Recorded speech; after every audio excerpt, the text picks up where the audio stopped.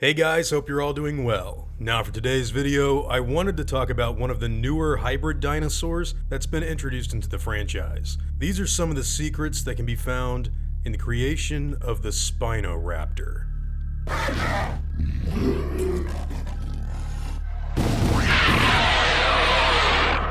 Now, before I even begin to dive into today's subject, I need to stress that everything that we're going to be discussing is currently not canon. This animal and pretty much all of the information surrounding it are all things that exist outside of the main Jurassic Park film continuity. That means that while this dinosaur has had an elaborate backstory and design given to it, it is not something that we could expect to see pop up in any of the live-action movies anytime soon, unless the filmmakers choose to adapt it for that timeline anyway. With that being said, I personally find the Spinoraptor to be one of the most unique and interesting looking hybrid dinosaurs that has come out of the Jurassic World era. And it's an animal that I think a lot of people could really have a lot of fun with if they knew a little more about its origins. To get right down to the point on it, the Spinoraptor is an amalgamation of two obvious species, the Spinosaurus and the Velociraptor. This gives the animal the trademark sail and long crocodilian snout of the Spino, while also equipping it with a sickle claw on both feet, and the much smaller stature of the Velociraptor. Still, the dinosaur stands approximately 9 feet tall, and has a pretty healthy length of 21 feet.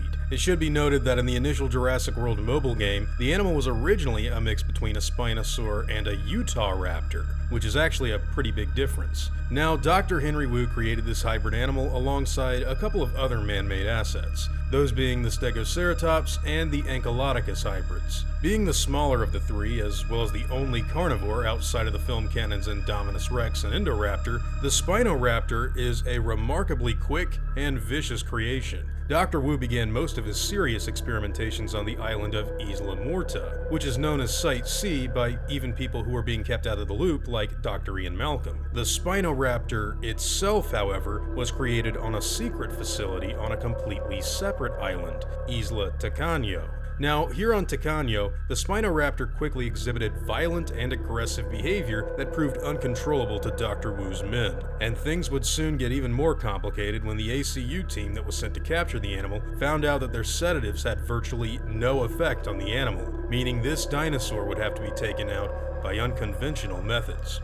Dr. Wu would soon learn the truth that the Spinoraptor had actually been tampered with during its embryonic stage. Someone had purposefully gone inside of the dinosaur's genetic makeup and tweaked it to be resistant to what was normal InGen protocol for control.